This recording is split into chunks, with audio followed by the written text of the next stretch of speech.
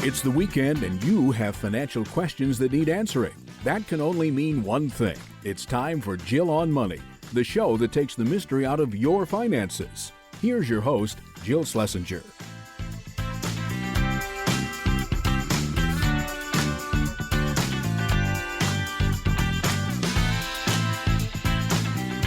Welcome to the Jill on Money Show. This is the program that takes the mystery, or attempts to take the mystery, out of your financial life. We do that by having you do a little bit of work. If you're wrestling with a big decision in your life, just go to JillOnMoney.com, click the Contact Us button, and write us a note. If you'd like to join us live, check the box, and Mark will do everything else because he is the very best executive producer in the whole wide world. That's why I keep hanging out with him.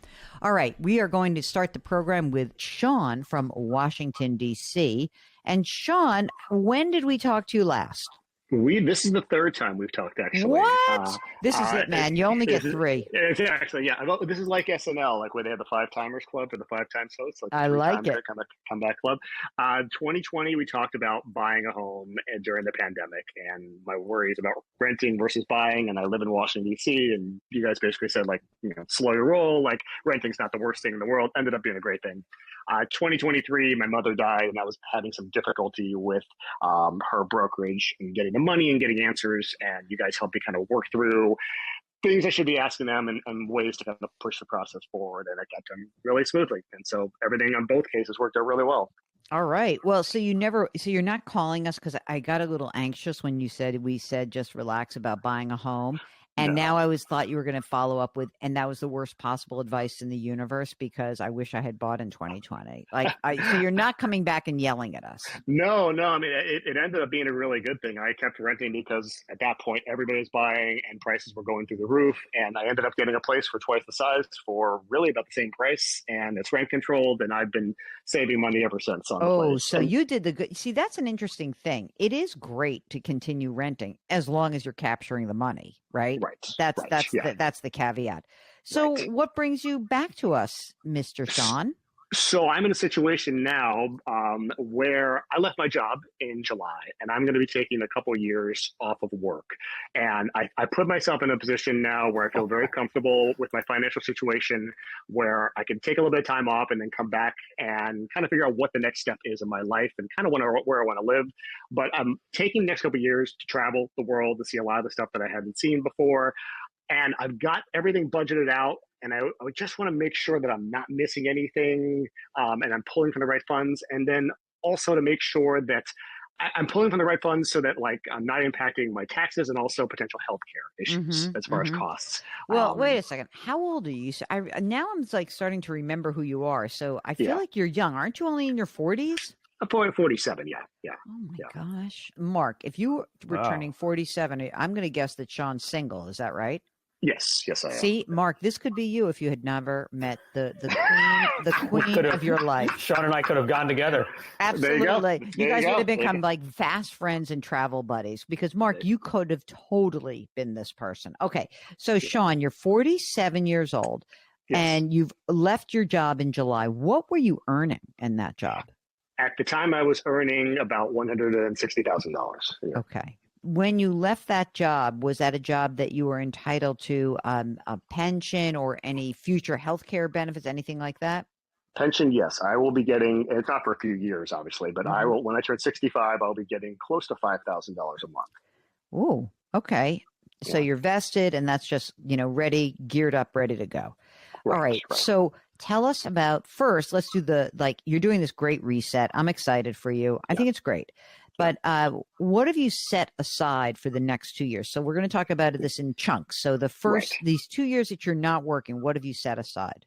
So what has been set aside here for the next couple of years is between my high yield savings account and my money market account and my brokerage. At this point, it's close to about $90,000. And I have about $10,000 in a checking account that I kind of transfer money into month by month just to pay bills.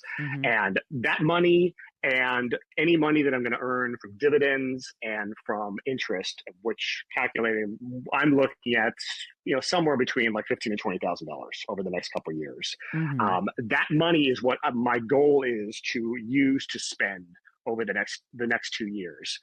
I have an inherited IRA from my mother that I have to take a little bit of money out. My goal is not to touch that over the next couple of years. Wait, If I need- Yeah, wait. Slow down, sure, because I may sure, want to touch that. So sure. the inherited IRA is worth how much money?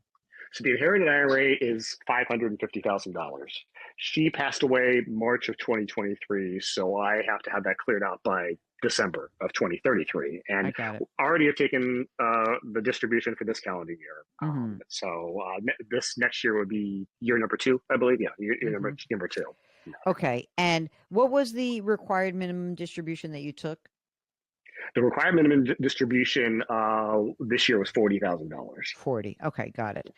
Now, you got the 550,000 in the inherited IRA. What about your own retirement account?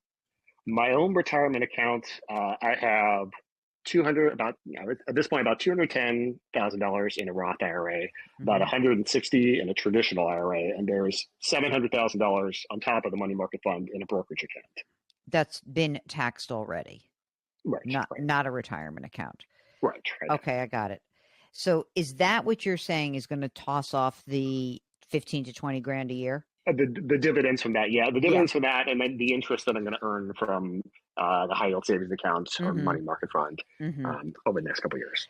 But to be clear, so when does my clock start for the 2-year travel? Like, is it starting in 25 or has it already started? It's already started. So basically, like the clock is already ticking. Okay. And so how much money do you really think you need to do this, like for fun and really like make it happen for you? The estimate that I have right now is a little bit more than $50,000. Okay, I'd be leaving my a little bit Yep. more. I'd be leaving my place, but with the calculations I'm coming up with, it's about $50,000 a year. But to be fair, you were making 160,000. You were getting your dividends, so the 160 plus the required minimum distribution basically put you in the 24% tax bracket, mostly because you're single, right? Okay. Yeah. So I have a different idea about your distribution. I think you should take a much bigger distribution next year and the year after. I'm going to presume you're not working for 25 and 26. I don't know, because it just sounds like probably not.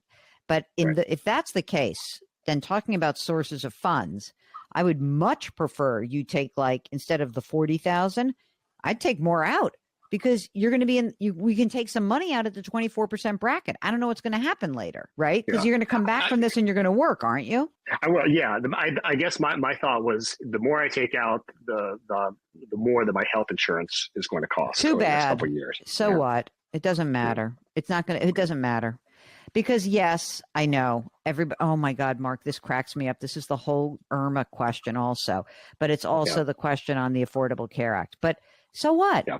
What's the difference? Go pay for the health insurance. I don't think you don't. It is more important to me that you get that money out while we know you're out at the 24% bracket. I just don't know where taxes are going to go.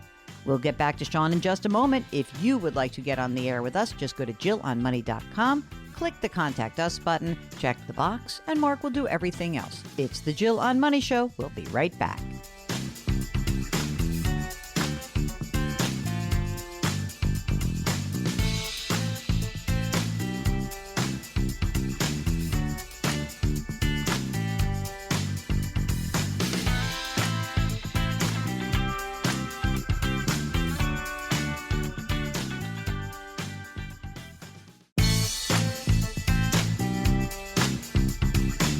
Back to Jill on Money, where Jill Schlesinger helps you take the mystery out of your finances.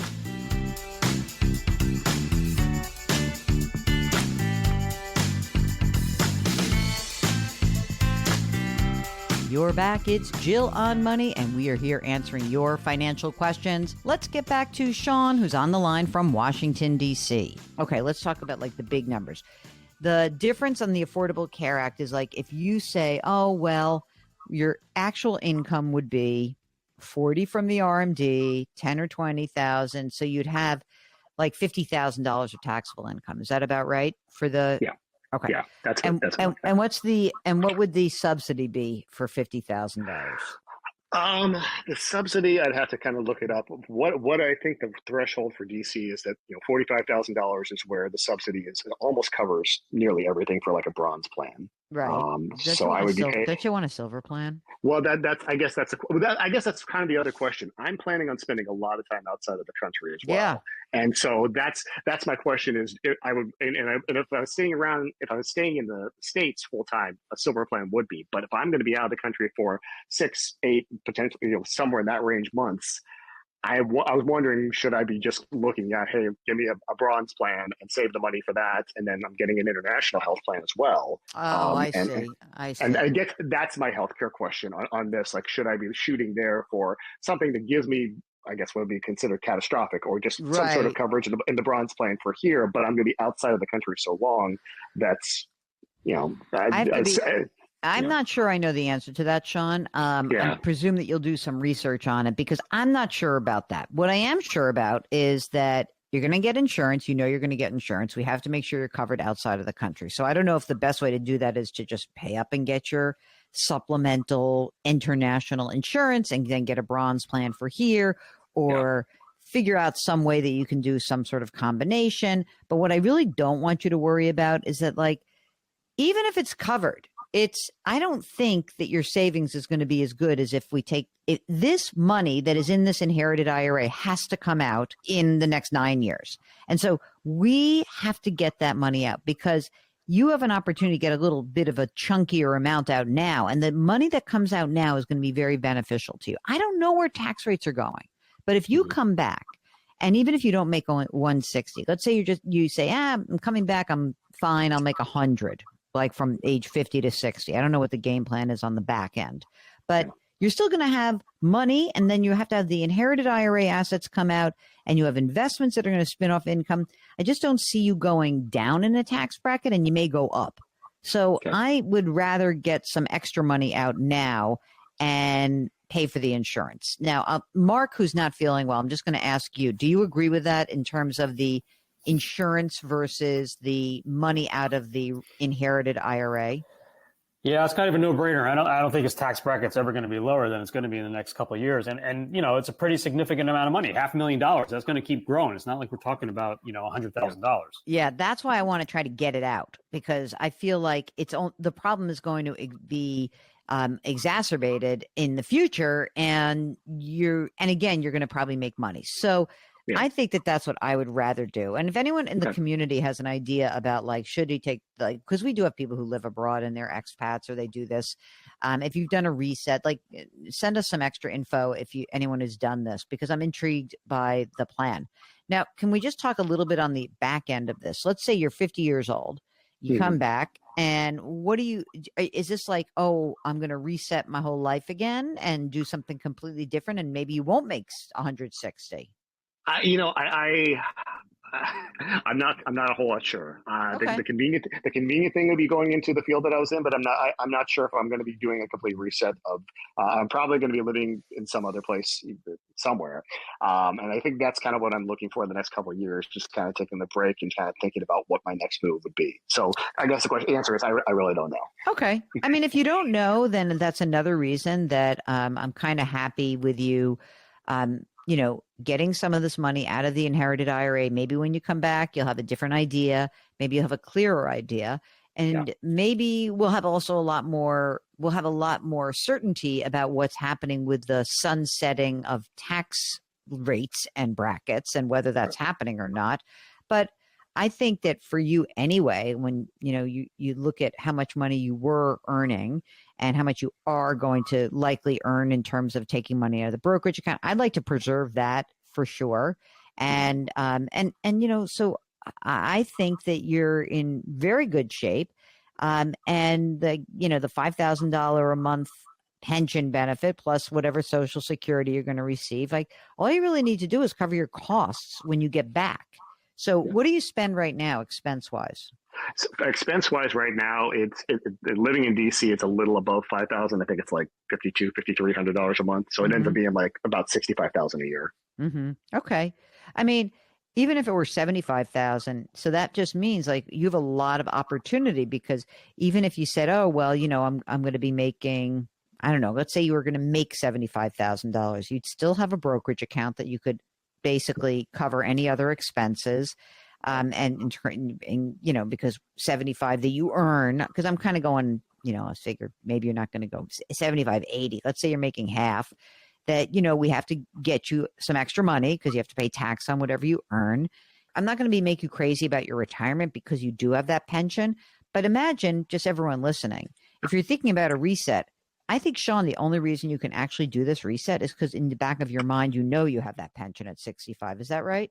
Right. I mean, that's the base. One of the main reasons I know I have that backstop coming in 18 years. Exactly. And that's why, and I think when my mother passed, I started thinking about this a little bit more, like maybe it's time to like just take a little break, step away, and we can do a reset. But yeah, you're completely correct. The fact that I have that pension really gives me a lot of security that's going to be there. So Jill, is Sean coming back to America, or is he staying put in Paris? Well, I don't know. What's our first destination? Well, the first destination will be a little more expensive. I'm going to Australia in January. I've always wanted to go. I'm trying to complete all the Grand Slam tennis tournaments. Oh, Mark. I know Mark's a Hello. fan. I mean, Yeah, Mark, this is basically the husband you never had. Right there. Just to put it out there. Mark, who is not really interested in men, and I'm not even sure you like men all that much, but I will say this, that Mark is much more of a liker of women. But I think that this is Mark's expertise. So so it's Australia, and then what? What comes next? Paris. So I'm going to Australia, spending a few weeks in New Zealand, coming back here, and then I've got, as of right now, I'm kind of making my way through Asia, to some of the places that I've not seen before, parts of Vietnam, Laos, Cambodia, and I'm trying to kind of make up the rest of the schedule of things that I've been out to that area of the world, but I've not seen as much as I want to see. So the plan is to spend a significant amount of time in 2025 out in Southeast Asia. Oh my gosh, that's amazing. Here's my prediction. So what I'm hearing is Australia, New Zealand, Asia in 2025. And then in 2026, we have Paris, French Open, Wimbledon. That's all, you know, so that's 2026. And I think it's going to be, we'll see if he gets back for the U.S. Open in September in 2026, because I feel like love will be in the air when it comes to either Paris or Wimbledon. That's just my guess. Well, I've hit the French Open and U.S. Open before. The last one's going to be Wimbledon. So once I hit the Australian Open, then I'll have one. Wimbledon requires a bit of luck. You just got to win the lotto. I've tried 5 straight years, and I just they don't even give you an email. They just assume you're going to lose. I got lucky. That's how I went. I went in 2017. I woke up one morning and saw that email in my inbox. I was like, "You got to be kidding me!" And then my friend Jill Connie, she won the ballot 2 years ago. So it happens. Yeah, I'd be jumping for joy if I can get that. I keep applying and I keep losing. So. Well, listen, we cannot wish you more good luck. Do your health insurance research. Make sure you've got some estate documents done, just in case, God forbid, something happens. And other than that, keep us posted. So in 2 years, I want you back here when you're back for good. Or if you've decided to fall in love and stay somewhere, we want to hear from you, okay?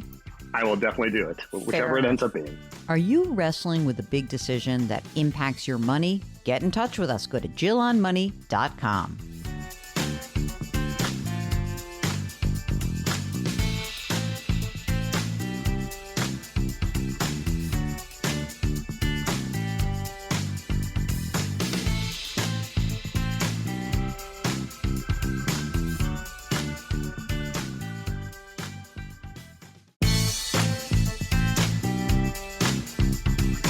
.401ks, IRAs, refinancing, she covers it all. Back to Jill on Money with Jill Schlesinger.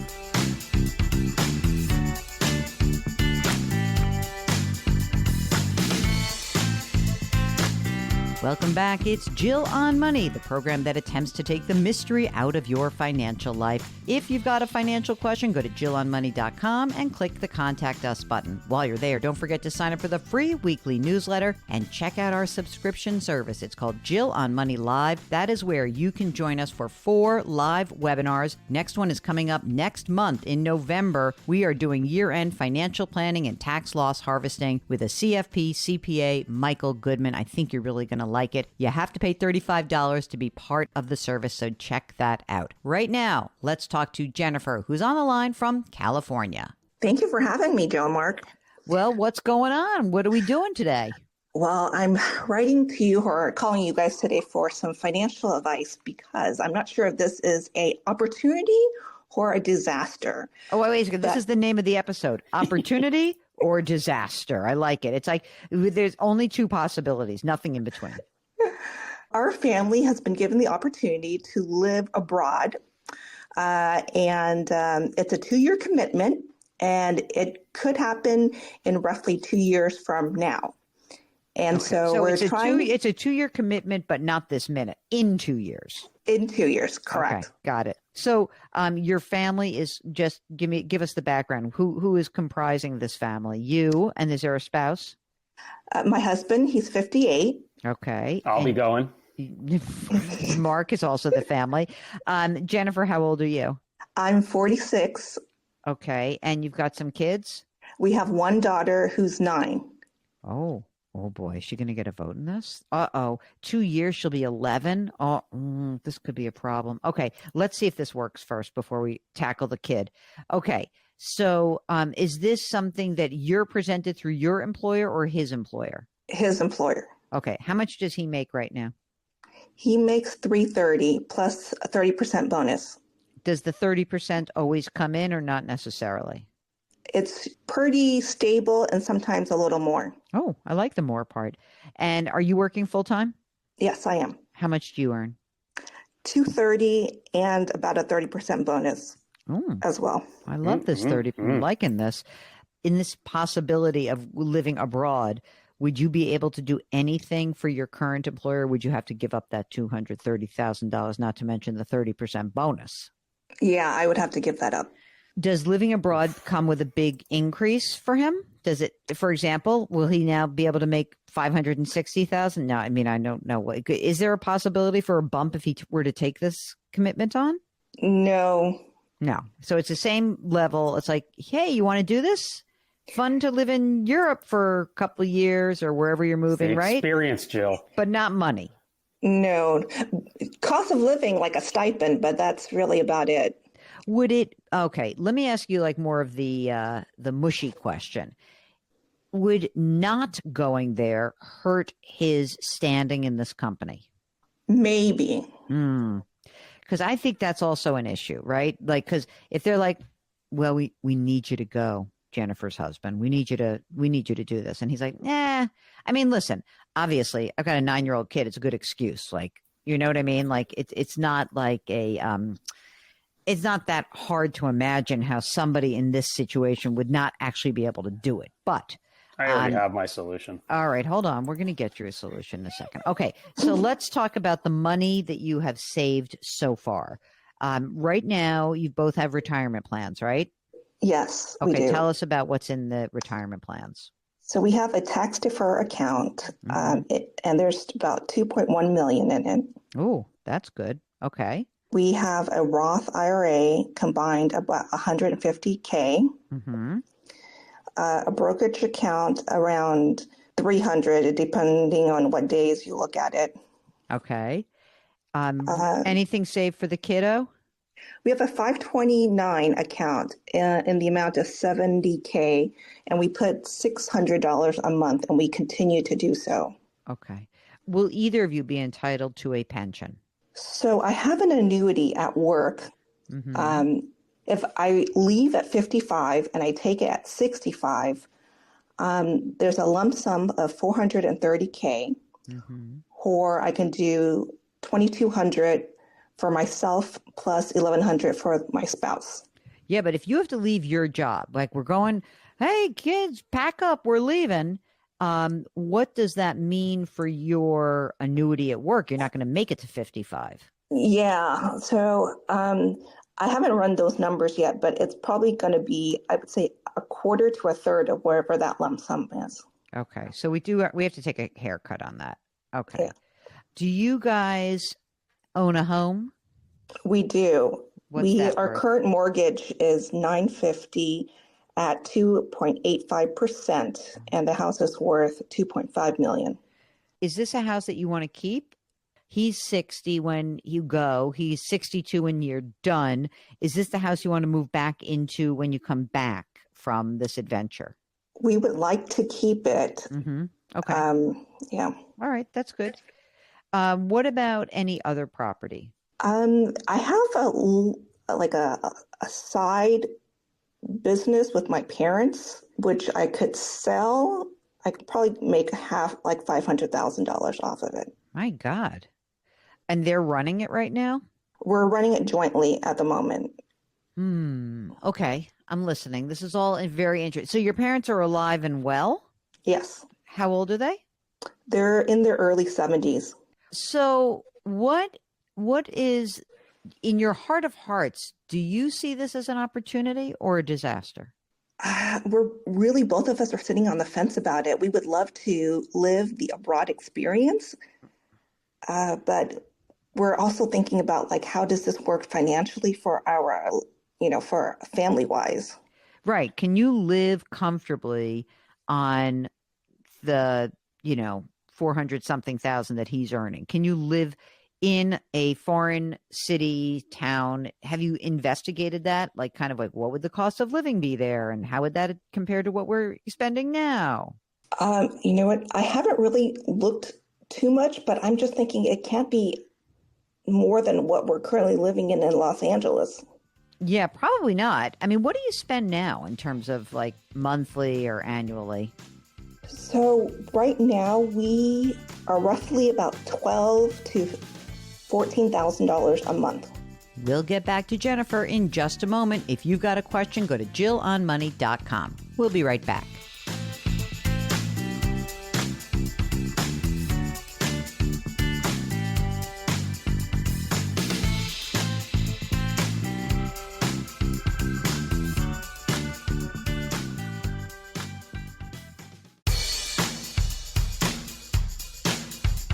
Do I invest here? Should I put my money there? Jill Schlesinger can help you. Back to Jill on Money.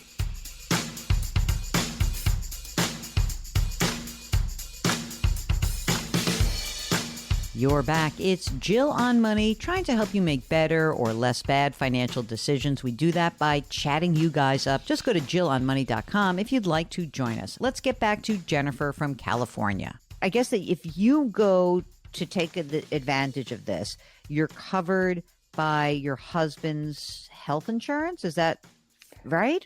I mean, How does that work? So currently our benefits, medical benefits, are covered through my employer. Mm-hmm. And if we do this, obviously we'll have to switch our medical benefits to his employer. Mm-hmm. One of the things that I have at my employer as a benefit is that if I leave at 55, they will pay for half of my family medical as if I was still working with them until I turn 65. Wow. And my daughter gets all the medical benefits until she turns 26. Wow. That's a big benefit. Mark, are you changing your mind? Are you talking about disaster or opportunity? That's a huge one. Oh, no, I'm definitely leaning disaster. Oh, you I've been leading disaster since the first minute. I don't think it's disaster, but I'll tell you what, given what you've told us, I don't think this makes a ton of sense. I mean, can you guys do some sort of arrangement where, I don't want you to lose your salary and that annuity and this other benefit that you just spoke about. Like, can you guys do back and forth? I mean, I know 2 years sounds like a long time, but it's really not. Could you stay with also like your daughter? I don't know. I'm sort of thinking like this kid's going to be 11. She's like a little tween and she's going to want to leave her friends from middle school. Like that also seems like a fight I'm not sure I want to have.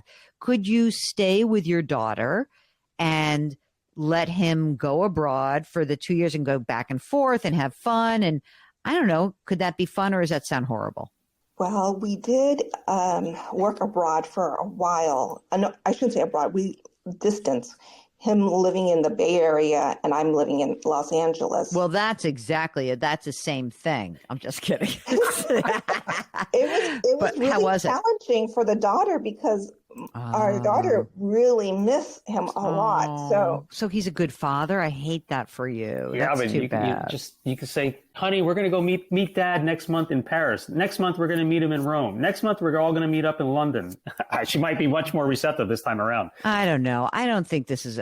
It doesn't feel like right to me. And I think if you told me we are desperate, we want to make this happen, then I would feel like, sure, let's make it happen. But the fact is that you're both on the fence for, I think, two reasons. One is like you give up a lot and, you make a lot of money. You have all of your benefits. She's younger. You're younger. Exactly. So those benefits are even more worthwhile to you. So I don't think it would be a disaster, but unless you're telling me we really want to make this happen, I'm less inclined to do it. And I think that, you've got this big, huge, you've got this big house. You've got this affordable mortgage. You got the business with your parents. It's going well. Your lifestyle's good right now, isn't it? Yeah, it's great. I mean, I'm not complaining at all. I love. And I love LA, Mark. I don't know about you, but I could come out and visit. I love LA. It's awesome. Yeah, I don't know. Like, this would be tough for me. Again, unless you have this compelling urge to make this happen. Also, you don't have to say where you're going. We know where she's going. And, it's pretty, but kind of boring. So I don't know. It's all right. I mean, you're not staying in one of my favorite places abroad, but, I don't know. It doesn't feel like either of you wants to make this happen enough to give up everything you would have to give up. And he's 58, so he would be 60 when they go. He's going to be 62-ish when they come back. And when they come back, he basically wants to retire. Given all these circumstances, I say no. Go take some trips. Go spend some of your money. You're in great shape. You got a lot of money saved. You're going to get killed with taxes, but you're going to keep working. So you're not going to retire when he wants to retire, right? No, but I would like to retire at 55. Yeah, that 55 number is big. Yeah. I think it's probably possible. Don't you think, Mark? Yeah, based on their current level of assets. Yeah. And man, they're saving a ton of money. I hate to walk away from that annuity. I know the annuity. No, it's the annuity and the healthcare and her benefits anyway. Yeah. I mean, normally I'm like, let's go to Europe, but in this situation, I'm not so fast to go to Europe. Yeah. All right. Now, if you play this for your husband, he's like, but I really want to do it. Then will you come back on the air and we can figure out how to make it happen? Yeah, sure. And what if they make his life live in hell at work because he doesn't want to go? Yeah, it has to do with some legal issue where they need a U.S. I guess passport person holder over in Europe. Well, I think this is what I would say if I were him, as somebody who is given this opportunity. Also, like, I remember when my now wife was first, they wanted her to go and live in Hong Kong, and her parents were like 85 or 83. And she was like, I love you guys. I'll travel there as much as you want. I cannot dump this in my sister's lap. Like, I don't feel comfortable doing it.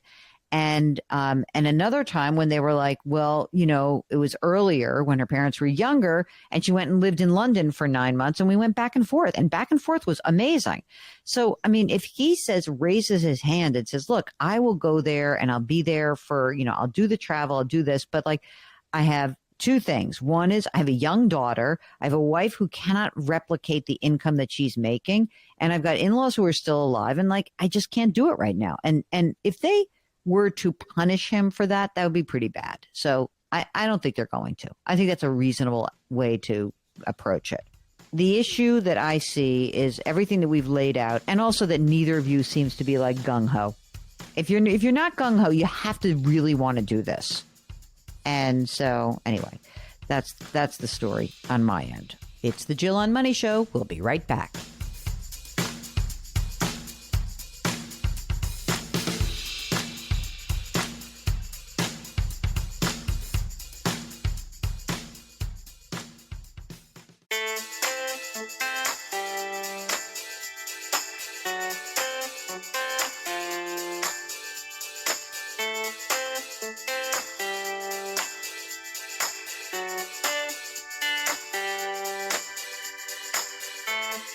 You're back. It's Jill on Money. And before we conclude the hour, I've got to do some business. I want to remind you that all of our content lives on our website. That's JillOnMoney.com. So it is there that you can sign up for the free weekly newsletter. You can subscribe to the subscription service called Jill on Money Live. That is where you can join us for 4 live webinars. Next one is coming up next month in November. We are doing year-end financial planning and tax loss harvesting. You can also check out our videos and all the stuff that I do on television. We've got a link to videos. It's all right there for you. It's so easy. The best thing to do is to probably just bookmark JillOnMoney.com. That way you can always go back to it if you have a question. All right, let's do an email. This is from Richard, who writes, I'm hoping you can confirm or debunk this myth. I've seen videos online suggesting that you can save money by switching to a bi-weekly mortgage payment. Instead of one monthly mortgage payment, you split the monthly payment in 2. You pay every 2 weeks on the 1st and the 15th. Is this true? I know you generally advise against extra mortgage payments, but this seems like a way to bend that rule. Okay, Richard, so let's kind of go through the math behind the biweekly payment and why I'm not a huge fan of it. Okay, so this is basically where you say, all right, I'm going to pay every 2 weeks instead of making 12 monthly payments. And essentially what it does is it adds 1 extra month's payment that is applied to your mortgage, right? And so theoretically, that should help you shave years off the mortgage repayment. Okay, so that's kind of interesting. Possible, right? But it all goes back to what is the interest rate associated with that mortgage? Would that extra money that you're putting towards the mortgage be better used putting it into an investment account, contributing to a 529 account for a kid, putting more money into a retirement account? All of these options help you maintain your liquidity. You have access to your money, and maybe paying off that mortgage early really doesn't make as much sense as having the available money to fund your goals. I hope that helps, Richard. Give us a holler if you want to follow up with us. You're listening to Jill on Money, and we'll be right back.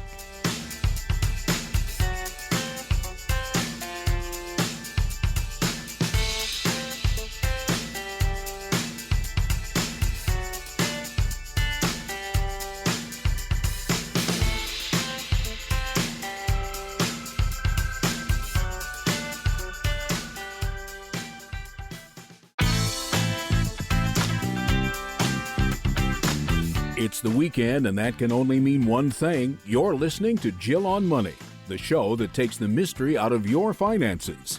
Here's your host, Jill Schlesinger.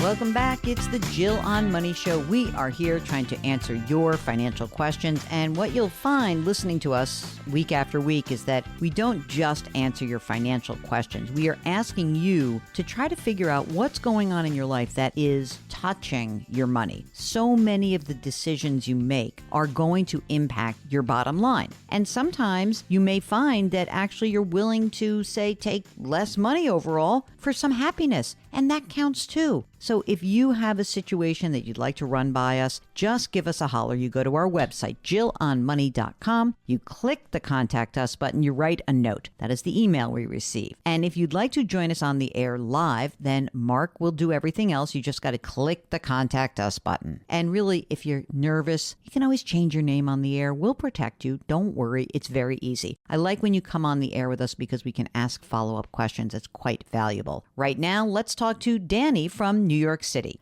So I turned 60 this year, and it hit a little different than being in my 50s. And, time is all I have, or we have. So I kind of would like to retire, but I'm not 100% sure that I have enough, but optimistic that maybe I do. Okay. Let's but go also, through, but let's also, I hear we're going to deal with the numbers first, and then we're going to do the emotional part. Okay. Okay, great. How's that?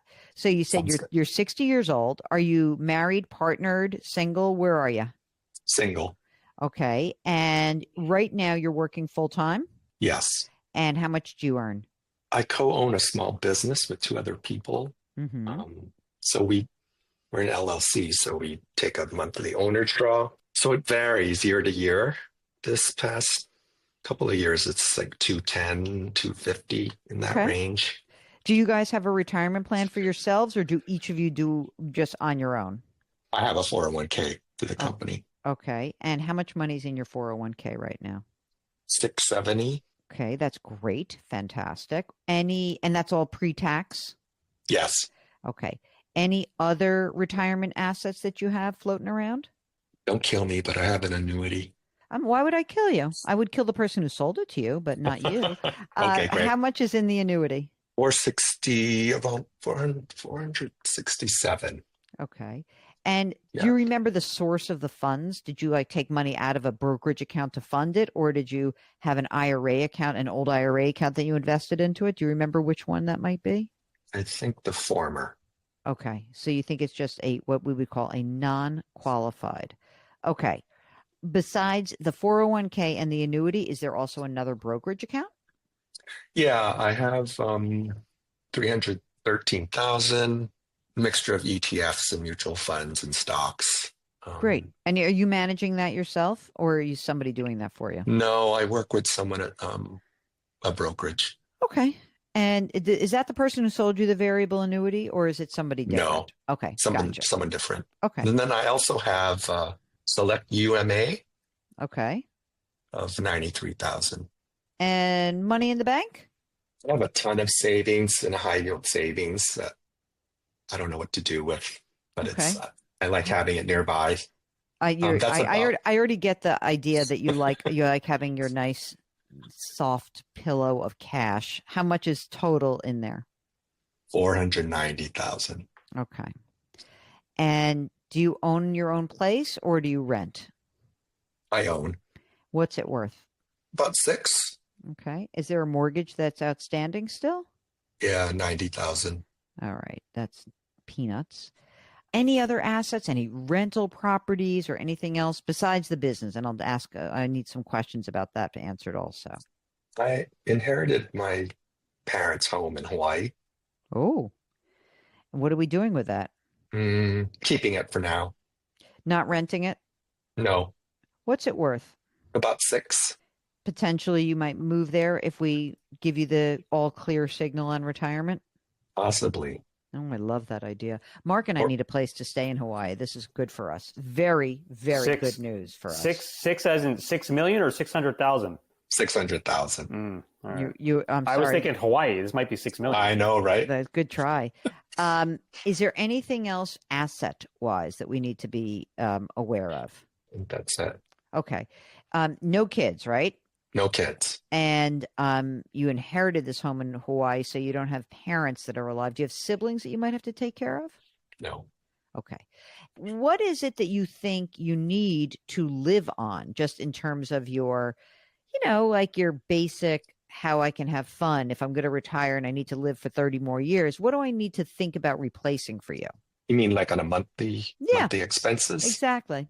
7,000-ish. Okay, Could great. be lower. Okay, we don't have to make it lower. So 7,000 a month. If you were to retire right now, is there any pension benefit that you're entitled to through the company or not? No. Okay. And you'd have to replace your health care as well, right? Correct. Okay, so it's 7,000, but it's really more like 75 or 8,000 because of healthcare, right? Right. Okay, so let's say 8,000 a month. Okay. Okay. Next, what happens to this business? Like, these partners, if you say, "Hey, I'm out of here," would you still be able to be entitled to some dividends, or would they buy you out? They'll probably buy me out. What do you think a fair value? Don't go crazy with it. Like a fair value for your share. Go low. 800,000. Low is 800. Do they have the money to buy you out? I don't know. Okay. Yeah. That's a little bit of the fly in the ointment, isn't it? Right. Let's say that you gave them this bargain basement deal and you said, you don't have to pay. Are they younger than you or are they the same age? Younger. When you are 67 years old, do you know what your Social Security benefit will be? 3,800. And at 70? 4,700. Oh, I like that one better, don't you? Yeah. Me too. All right. So what we have to do is we have to help you figure out how to live from age 60 to 70, right? Mhm. And I don't really know how to put the business in there because we don't really know if they're going to be able to pay you out or not. This is one of the things I hate about small businesses. One of my happiest moments was getting out of my small business, to be honest with you. If you had like a bargain basement, like the worst it would be, would you say the worst valuation I could use for that business would be 500 grand? Yeah, let's say that for now. Let's say, okay. What we need to do is figure out how we can have you live on $8,000 a month, right? Mm-hmm. And we need to do that for 10 years, right? And it doesn't sound so terrible, so let's say that we start by getting out of that variable annuity. So we annuitize that contract. You know what annuitization is essentially like, hey, insurance company, you've been sitting on my money for all these years. Do me a favor. Over the next, let's call it 10 years, tell me how much money I can pull out of this account every year and deplete it over 10 years. That's the first question I want to be asked. It may not be 10 years. It may be that we say 5 years. We'll get back to Danny in just a minute. If you would like to come on the air and run a scenario by us, just go to JillOnMoney.com and click the Contact Us button. While you're there, don't forget to sign up for the free weekly newsletter. It's the Jill on Money Show, and we will be right back.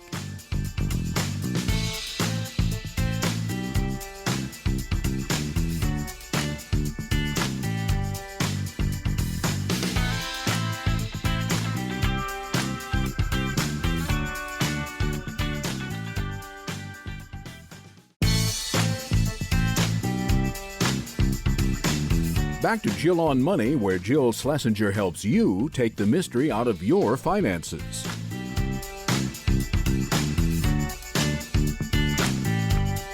You're back. It's the Jill on Money Show. And as I look at the calendar here, the end of October, I can't believe it. Where does the time go? And that means that we are not just getting into the holiday season. We are getting into the year-end season of making the most of your financial decisions. There are a lot of moves that you can make before the end of the calendar year that can put you in better shape for next year. Now, if you don't know how to do this, don't worry. We've got a solution for you. If you are a member of the Jill on Money live subscription service, we will be devoting our next webinar to year-end financial planning and tax loss harvesting. If those words mean nothing to you, just think to yourself, year-end ways for me to save or make money. That's what we really want you to focus on. That webinar will be taking place on Thursday, November 14th at 7 p.m. Eastern Time. Again, it is a live webinar. You'll be able to ask questions, and our guest for the evening will be Michael Goodman, who is both a certified financial planner and a CPA, and he really talks about money in a way that you will be able to understand, I promise. To become a member of Jill on Money Live, it'll cost you $35 for the next 12 months. You'll get this webinar, 3 more, as well as the back catalog. Just go to the website, JillOnMoney.com, and we've got a link to it. Jill on Money Live is the name of the subscription service, and really $35 for a subscription service for 12 months. I don't think you're going to find a lot of other subscriptions that are going to be that cheap. But if you don't want to spend the money, I get it also. We will be talking about year-end planning throughout the next group of weeks and hopefully capture your attention before you lose your mind amid the holidays. Okay, right now we need to go back to Danny, who's on the line from New York City asking about whether or not he can retire. I'm sort of thinking that if you can do this over, say, 10 years, right? You pull the trigger right now. Maybe this amount will be, I don't know, 40 or 50 grand a year, maybe. Okay. So now we're about halfway there for you. Not maybe 40% of the way, because we got to pay tax. I mean, the money in this variable annuity, the gain is taxable, but nothing else. So whatever you put in, the difference between what you put in, do you have any idea what you put in initially? About 200,000. All right. So we're looking at taxable income of 267,000 spread out over 10 years. It's not so bad. Yeah. So I would look at I would think about this. I would think about from 60 to 70 that we have some kind of combination of income where we draw from the variable annuity, we draw from some of the savings and some of your 401k. That it's like, and we get you the money you need. Now, listen, it's not going to be exact. We got to see where tax rates are. But the money that comes from the 401k, that's taxable. the money from the variable annuity, at least, the 267, whatever it's the base amount that you put in versus what is in there now, that difference, that gain is taxable income to you, but it's spread out over time. So we have 401k, variable annuity, and we've got your almost $500,000 in your savings account. For the next 10 years, that gets you probably what you need. Again, I am not just everyone listening.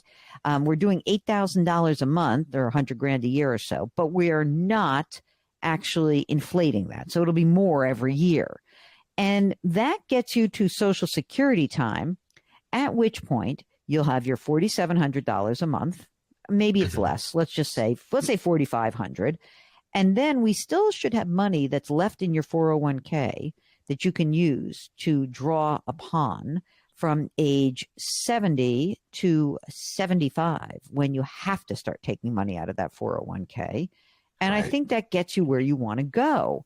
And then we're just spending your assets. I presume that by the time we get to your age 70, one of your homes will be liquidated. That's my guess. Either Hawaii will be liquidated or your primary residence will be liquidated. And then I think it works. And by the way, I haven't even really included the small business, which is on top of everything. Right. And I think it works. Now, I'm going to just tell you, in my humble opinion, as a former small business owner and a reluctant one, I hated owning a business. It was the worst thing ever for me. And of all of my big breakups, that was the worst breakup I ever had to go through.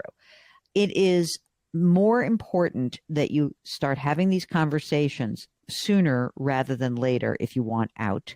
And my other piece of advice for you in this is that if you really would like to do this, the way to make it go down easier for your two partners is to basically say, guys, I'm not going to hose you on the valuation. I'm going to make a deal so that I can get some of my money out. I don't have to get top dollar, but I want to get out and I need this money to live on for my life. And we're going to make a fair deal. And you may even want a business broker to help you out or a lawyer to help come in. You get someone to do a valuation of the company.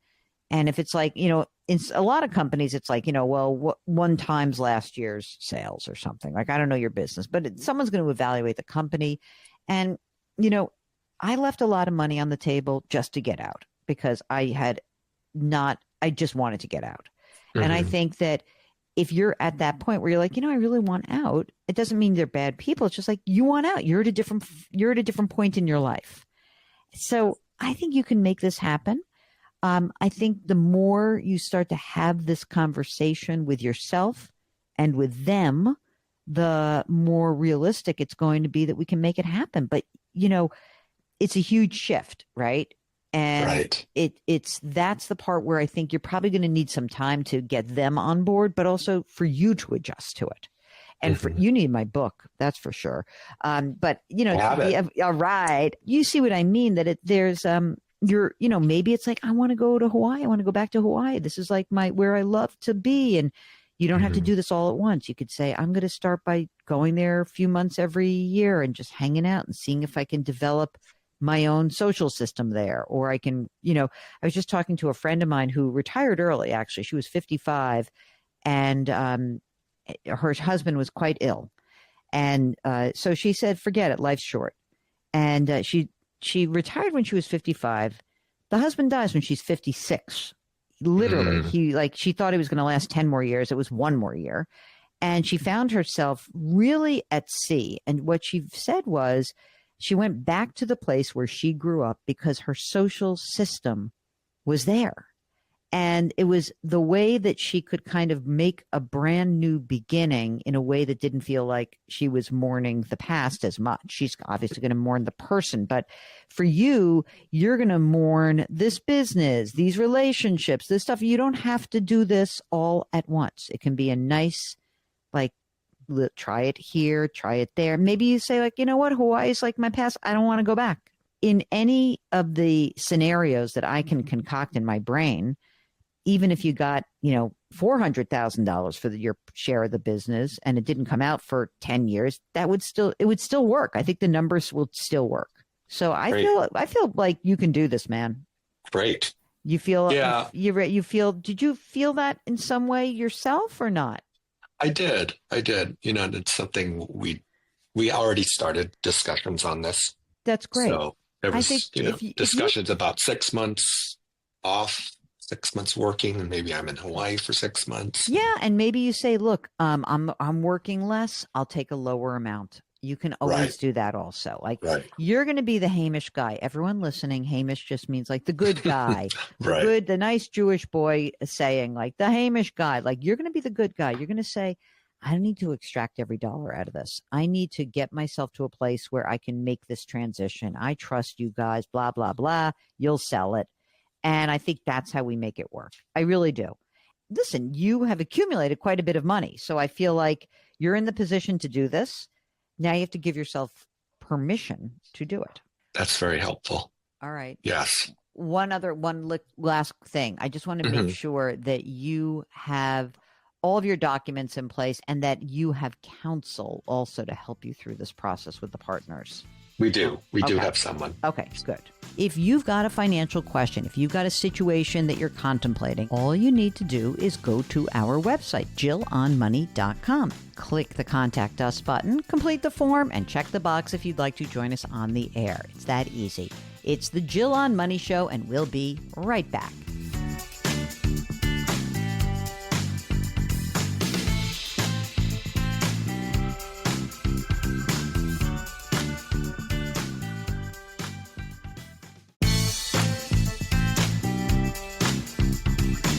.401ks, IRAs, refinancing, she covers it all. Back to Jill on Money with Jill Schlesinger.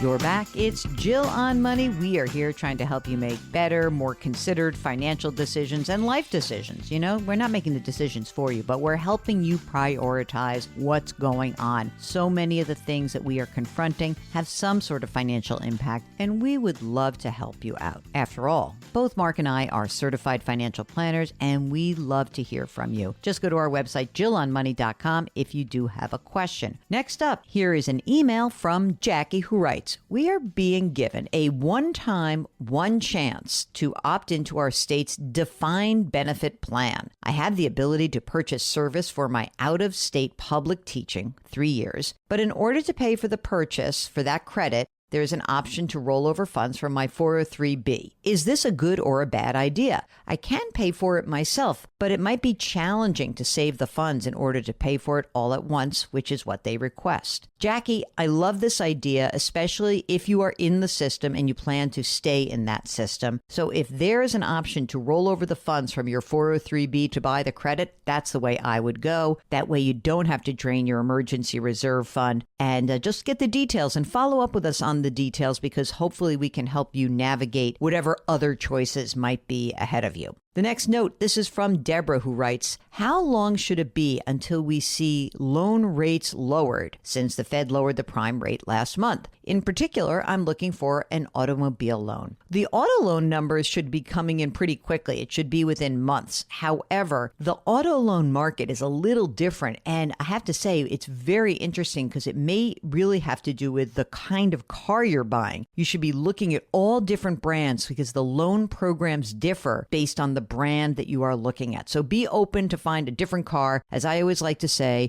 do not shop for a car, shop for a deal with a loan.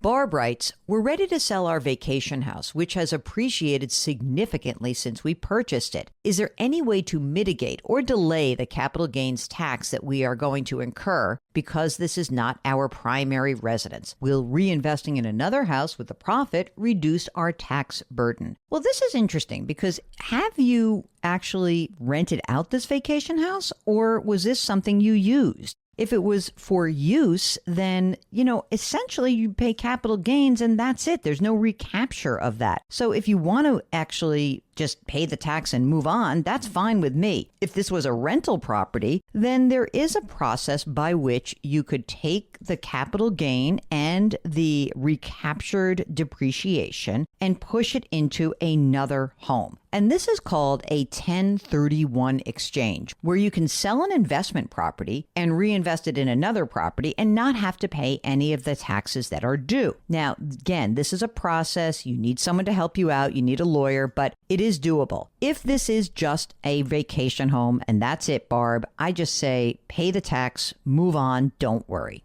Dale writes, our situation is somewhat typical, I believe, but maybe not. I'm a retired 68-year-old professional, 1 year in. My wife is still working, and maybe she'll work for another 2 years with an anticipated Social Security check of about $2,200 a month. We have roughly $725,000 in a small IRA and 2 401ks. We also have roughly $250,000 in a money market fund, which is earning about 3.5% to 4%. We do not have any children to leave anything to upon our passing. We've got relatively good health. We are mortgage-free with our home. It's worth about $400,000. We are debt-free other than 2 car payments. My Social Security check is $2,600 a month after taking out taxes. My wife's salary is in the low $80,000 range, and our expenses average out to roughly $5,500 a month. Simply stated, what are your thoughts on our financial situation? Sounds like you're in great shape. I mean, essentially, when you look at your situation, you say, wow, our 2 Social Security checks should almost cover everything that we've got going on. That's great. One thing I would discuss with you guys would be about the money in the money market, because as I look at that, I say, this is money that is going to be earning less interest over time, and maybe we should be investing that money. So I'm wondering whether or not we can do something more expansive with that money. If the car payments, I don't know if those are leases or they're actual car loans, but maybe if they're car loans, you pay them off. Otherwise, I'm interested in maybe investing some of that money market money. Otherwise, it looks like your situation is good. Again, $2,200 a month plus the $2,600 a month for your 2 Social Security checks that are both inflation adjusted leaves a pretty nice amount of money that is coming in. And that means you only had to pull out about $1,000 or $2,000 a month from your assets. And that seems like very doable. So it sounds good, Dale.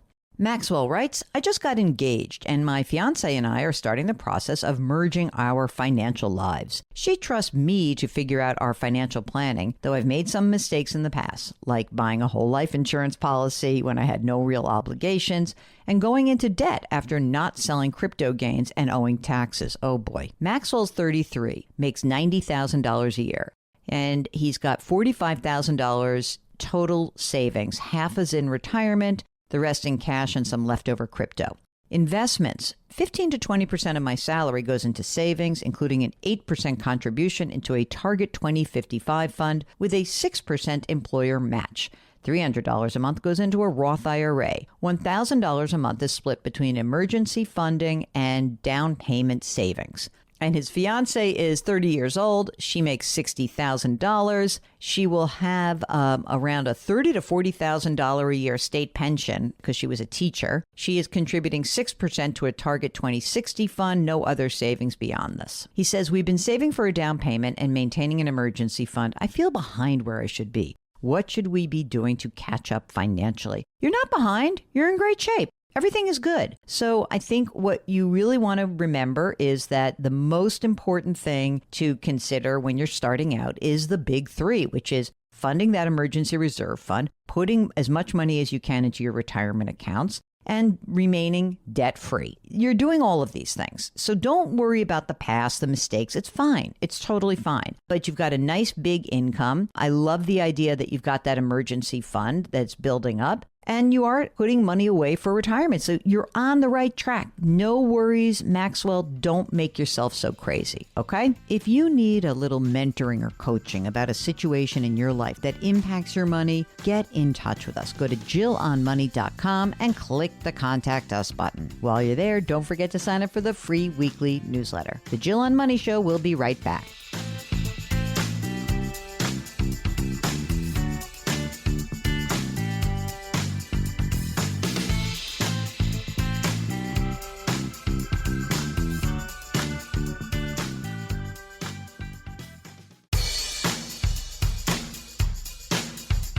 Do I invest here? Should I put my money there? Jill Schlesinger can help you. Back to Jill on Money.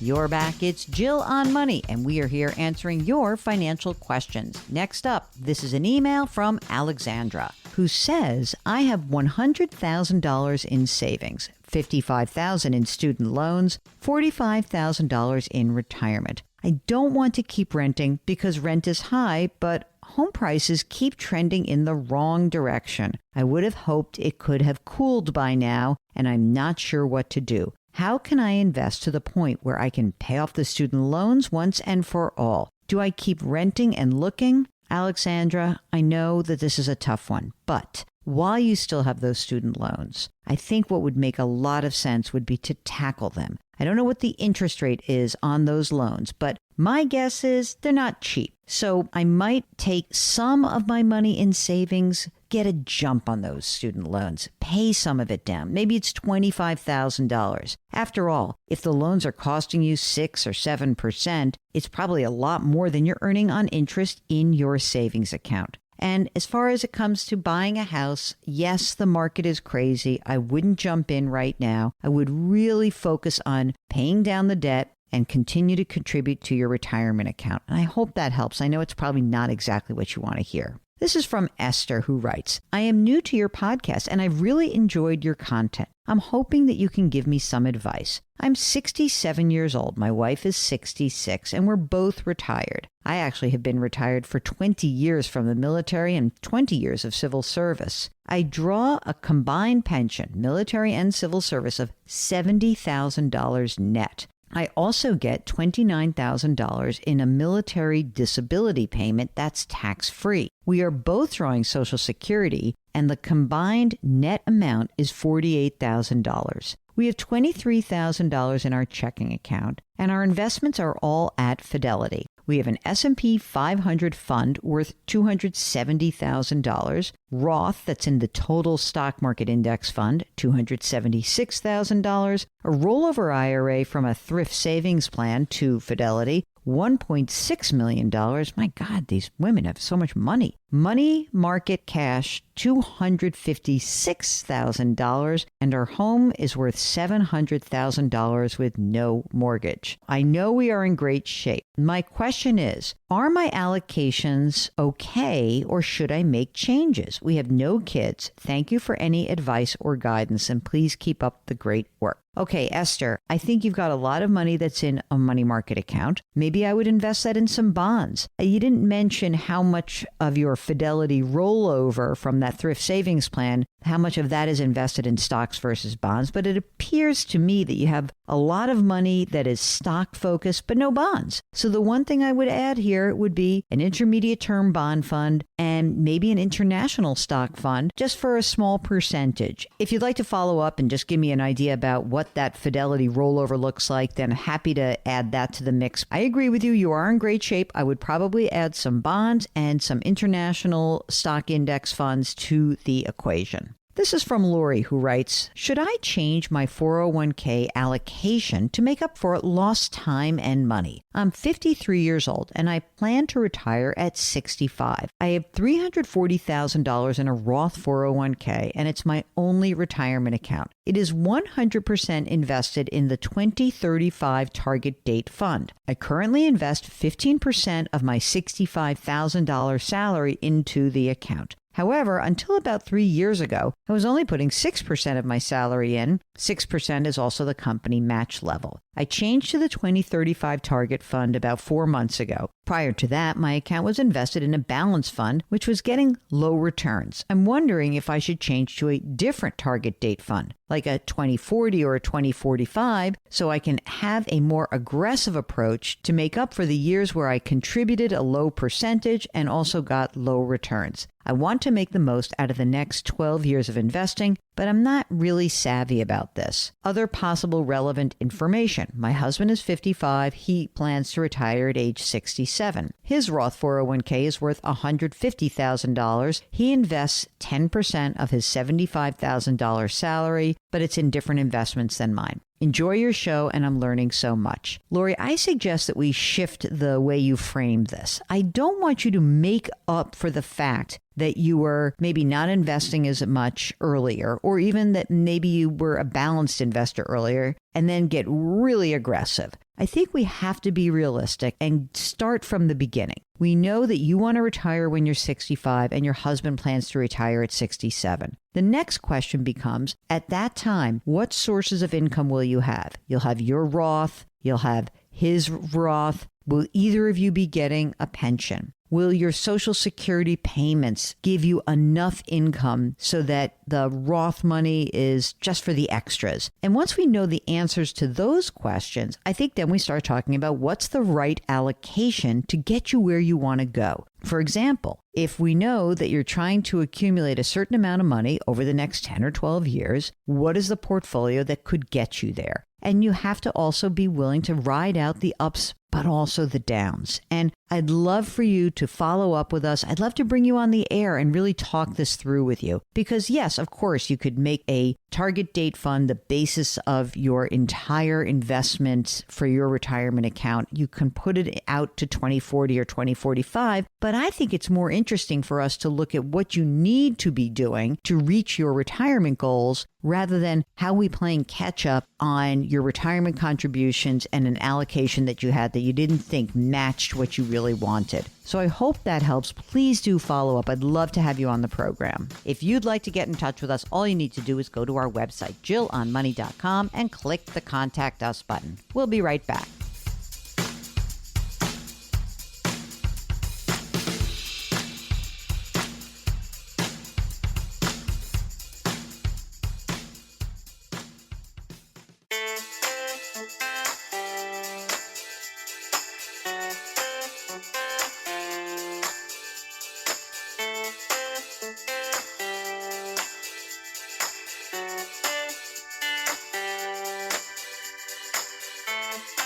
You're back. It's Jill on Money. We are here answering financial questions. The way we do that is we encourage you to go to our website, JillOnMoney.com, and click the Contact Us button. Wherever you go on the website, wherever you are navigating, maybe it's the blog section, the resources section, the video section, maybe you're trying to sign up for one of our 2 podcasts. Wherever you are, upper right-hand corner is the Contact Us button, and that will take you to a form that you can complete, and we'll get that as an email. If you'd like to join us live, just check the box and Mark will do everything else. Okay, before we go, let's get to an email. This is from Danny, who says, it seems you always recommend waiting until you are 70 to draw your Social Security, which confuses me a bit. Even if I didn't have a need for it until 70, at least in my case, it would take me 11.3 years from age 70 to break even on what I would draw from my 66 years and 10 months to 70 time period. I would not see an advantage to waiting until I hit over 81 years of age. And if I'm smart with that money I've drawn, it should grow, putting my break-even age at possibly in the mid-80s. Maybe everyone's family history is better than mine, but I'm banking on not living until age 85. Your thoughts? Okay, so Danny, this does bring up an issue that I think is worth spending a little time with. So we know you can claim as early as 62.